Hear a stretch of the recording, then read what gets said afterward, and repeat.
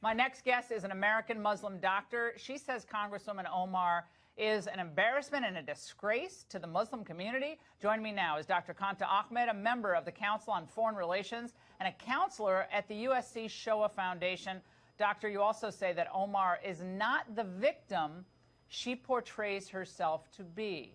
Great to have you on. Why is that?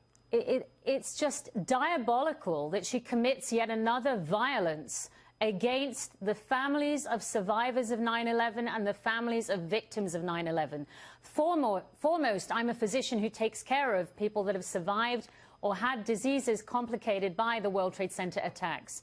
That was devastating remarks that I actually heard while I was in Africa, in Rwanda, commemorating a genocide there.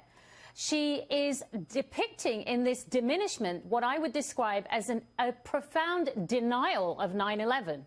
And as you know, I work a lot with anti-Semitism, and it reminds me of the mentality of Holocaust deniers, or, as we've seen in Rwanda, there are some who would deny the genocide there too. So this denial raises in me a couple of questions.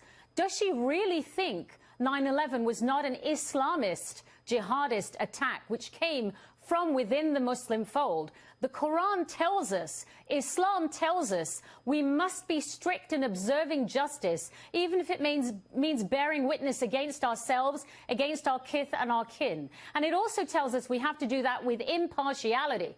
We cannot be biased if we have certain prejudices. She harbors prejudices. She diminished the worst attack on this country since Pearl Harbor, and she does an assault on my patients and all families who are grieving for their survivors. It's despicable. Worse is that opponents, whether in her party or not, are shielding her from the kind of searing criticism she deserves. Well, Dr. Ahmed, we're going to have an entire hour on just this conversation of Islam in the world today, especially its role in America. And this conversation should focus on the facts. You just laid out a whole bunch of them. We really appreciate your being with us tonight. Thank you so much. Thank you, Laura. And if I can just say, this observation of denying 9/11 was made to me when we discussed this in Rwanda with Muslims, with African Muslims. We're going to keep this conversation going, but we appreciate your joining us.